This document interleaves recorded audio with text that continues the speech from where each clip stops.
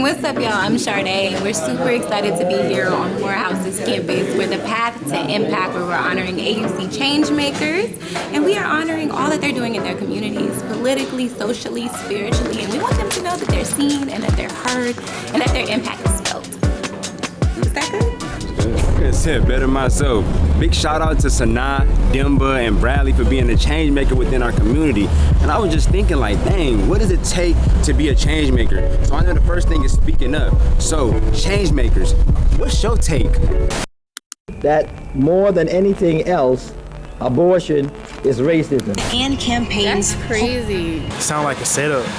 Yeah, I'm with him. I think abortion is killing babies. I'm pro-life.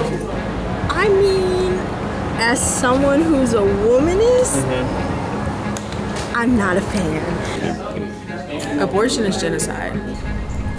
I'm pro-choice for everybody else. I wouldn't personally do that. Me personally, I don't really line up with the politics. However, I believe every woman should be able to determine the right what she wants to do with her body. So you don't think a woman should have the choice?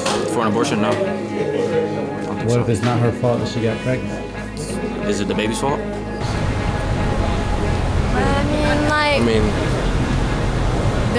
They're unborn. You can't really have that. Really. You can't really say that. Well, I think it takes a few stages for it to be an actual child with rights, because it doesn't have life yet. I think we need to focus on the children who are actually here who have no rights. There's kids dying worldwide from hunger, diseases, poverty. Why don't we focus on those children? Because if you bring a child into a life and you're not able to properly take care of that child, that's a whole nother problem in its own. I believe that abortion is more of a spiritual issue that's facing our world than a physical issue, or an issue between brother and sister, or man and woman. I believe that abortion, the Bible says that we're led astray by our own sinful desires. And so I believe that abortion, in a way, is us intrinsically enforcing a genocide across the world. No. I understand how abortion clinics have been placed in predominantly black areas.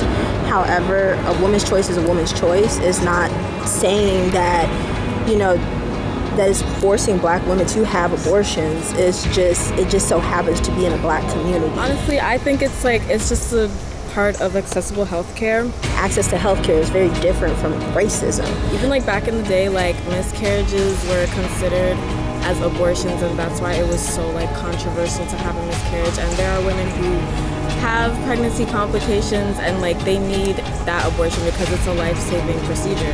It's basically either do you think it's your fault or the baby's fault. The baby's not even born yet. So I think it always comes from a selfish standpoint. Because it's really pros and cons. Like you said, it's not the baby's fault, and that is, you gotta think, that's a life force. That's energy, just like I am, just like you are, just like you are. And so the fact that it oddly affects black people, I'm not surprised by that statistic, but I believe that, we're not only, it's not us versus the white man, I feel like it's us versus the spiritual forces at play that are causing this epidemic to be an issue in the world. Okay, so what's your take? Yeah, this that theme song for the underdog, been underrated all day. That's why they drinking choices of Molotov, cause I'm about to blow them away. Yeah, hey, you better join the alliance. I know I'm biased and you know I run with the lions. Call me Defiant, no you ain't lying, yeah. I said a couple of